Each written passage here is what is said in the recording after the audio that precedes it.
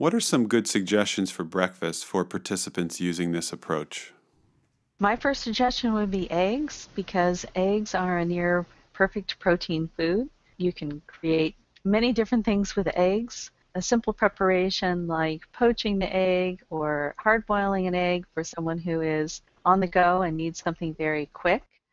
Sometimes people will say, I don't like eggs. Well, they haven't maybe tried eggs in many different ways. So sometimes they will make eggs and see if they really don't like them or they just haven't found a preparation for the eggs that they like yet. Another strategy that I've used is called dinner for breakfast, which is looking at foods that people might consume for dinner and having them for breakfast instead. So just because it's breakfast doesn't mean that you need to eat cereal. We've been trained as Americans to think that cereal is the best breakfast food, but most of them have very high sugar, very low fiber, and they really set us up for not having the best day. Tell us more about why we're doing the proteins and the fats and low carbohydrate in relation to the blood sugar. So what we're looking at is creating a high quality, moderate amount of protein, low carbohydrate, net carbohydrate. This doesn't necessarily mean that you have to have a restriction and only a small amount of vegetables. Depending on the vegetables that you choose, you actually can have quite a bit of food and vegetables, maybe more than you are really accustomed to eating. And then the healthy fats, we all need healthy fat for the function of the body, and also we're kind of rounding out the calories that we might ordinarily take in with higher carbohydrates instead with the healthy fats. So for instance, if we looked at a nice healthy lunch for you, we might look at as much as a 6-ounce patty of grass-fed beef and up to 4 cups of kale sauteed in 3 tablespoons of butter. Yummy. That sounds like a lot of food. It's definitely a lot of food, so you will not be hungry with this dietary approach. There is a lot of food that you can eat, so it's not about deprivation. It's really about providing the kinds of foods that will support the body in health and glycemic control while satisfying you. And over time, as you consume healthy fats, what often happens is your appetite will decrease a little bit. Your cravings definitely decrease. And specifically cravings for sweets and things that make your blood sugar go up quickly, like potatoes and fast-acting carbohydrates. That's right.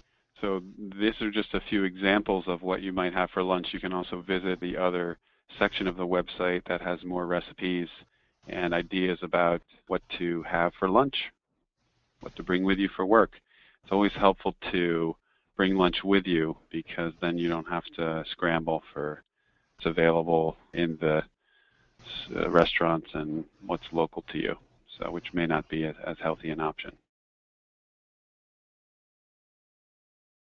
Let's talk about different lunch options for people who are going to be participating in this program. What are some of the things that they may have for lunch? So one of my favorite ideas is the mason jar salad because it's very portable and you know exactly how much you have in it. It's nice to know what the portion of vegetables and greens is in that mason jar salad. It's very easy to make. You can make a couple at a time, so you have a couple of days in a row prepared and ready to go. And the lid is tight so it doesn't tend to spill. And the way that you make this mason jar salad is in the bottom of the jar you make your dressing, which is very simple. It is extra virgin olive oil and vinegar or a lime or lemon juice.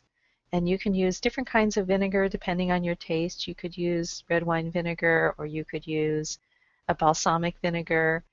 One thing that you want to be aware of with the vinegars is that they're not full of sugar because sometimes vinegar will have either added dried fruit like fig or sometimes sugar added. So look at your label and make sure that it doesn't have added sugar. And you can add different kinds of seasonings. Salt and pepper is very traditional.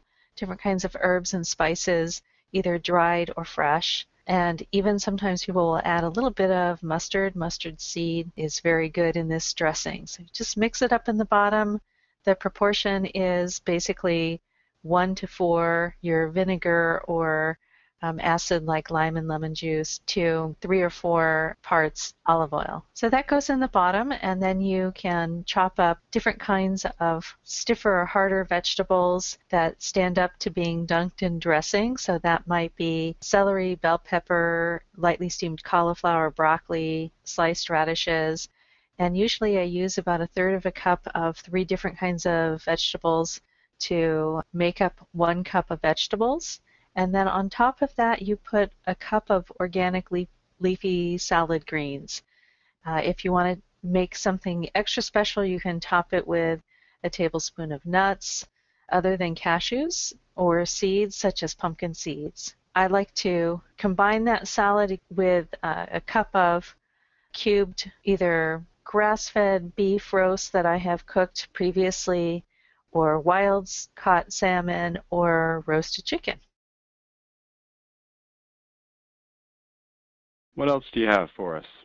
So I have another idea. If you are accustomed to eating sandwiches, you might like the idea of a lettuce or a green wrap. And this is using a large leaf like a collard green.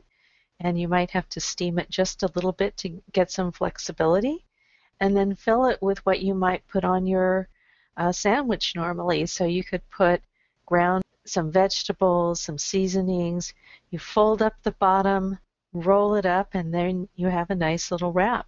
And also I would like to say that many times you can take whatever you've made for dinner and have your leftover dinner for lunch.